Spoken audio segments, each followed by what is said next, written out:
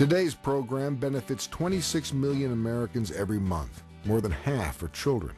It's more pain for you to have your children to be hungry than for you to be hungry.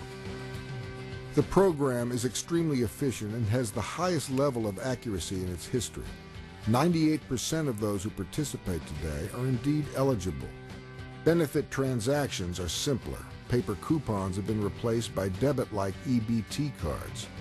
The program is a key support for working families.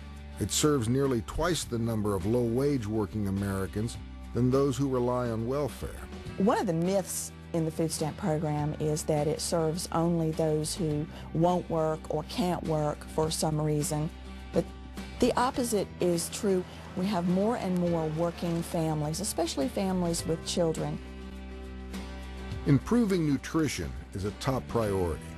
The food stamp program has a really aggressive nutrition education component to it, and we really do need to help people learn how to eat a nutritious diet to improve their health and overall well-being. And the program rapidly responds in times of economic need. Nearly 2 million new households were temporarily enrolled in disaster food stamps after Hurricanes Rita, Wilma, and Katrina. After the storm, I lost everything, and I was informed that we could apply for food stamps. I did not have any food, I did not have anything. And so I applied for food stamps, and I received food stamps for 2 months. Food stamps have all but eliminated the severe hunger and malnutrition that we saw in the 1960s. But yet in the U.S. today, the Census Bureau estimates that more than 1 in 10 adults and 1 in 6 children don't have regular access to enough food. Your stomach is constantly growling. It starts to hurt, be in pain. It just feels like a ball of knots.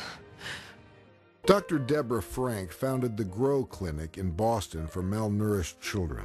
There is a substantial hunger problem. It's at least 1 out of 5 of the children under 3 coming through our emergency room here, and it is really frightening to me that food insecurity is so prevalent among these very young children in the critical period of brain growth. Dr. Frank says the food stamp program is having an impact.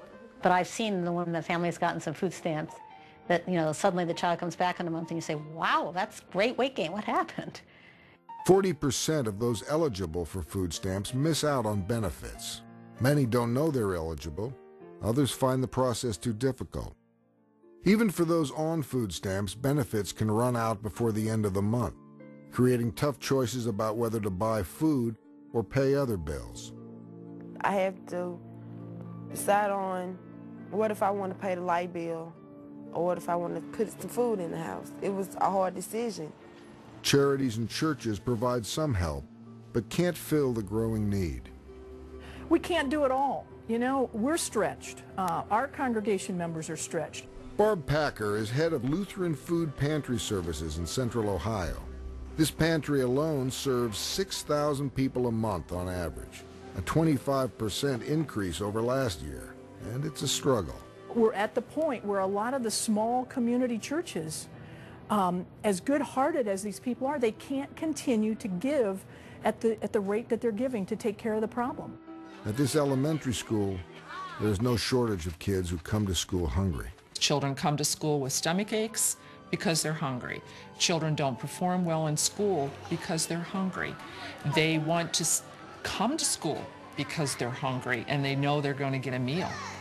Every Friday at schools in Lincoln, Nebraska, kids receive special backpacks filled with food from the local food bank so they can eat over the weekend. There is hunger that the backpack program exposes every week. We're currently distributing 510 backpacks every Friday afternoon. Food banks are a great support system for hungry people, but bigger answers are needed to keep people from going hungry in our country. The food stamp program is as essential today as it was 30 years ago, and it can do more. Millions of Americans are still in need. You're going to have to come to where the people are, see the suffering, see the effects, and how it has a rippling effect in our total society. I think the food stamp program is a must. It's really a blessing you know, for the government to provide this, because a lot of people couldn't make it if it wasn't for that, because I've been there. This year, the highly respected National Journal called the food stamp program one of the government's top successes. Well, I started out in Congress not being a supporter of food stamps because I was one of those that believed that there was a lot of waste, fraud, and abuse. I evolved into a supporter of the food stamp program based on facts. It's our responsibility as good citizens and as a government to help give people the means by which they can help themselves. And I think food stamps are one of the tools that we can use. This is essential that there be at least that kind of safety net to provide food, not just for the elderly and the very young and the helpless, but ordinary citizens who are trying to get on their feet. We've always had people in need, and we've always tried to address those needs, but never in such a comprehensive way as the food stamp and the Reform Act of 1977. I still would like to see the food stamp program expanded so that we don't have hard-working, poor families running out of stamps before the end of the month. The food stamp program has a rich history in helping the nation's poor, and it continues to be our nation's first line of defense against hunger.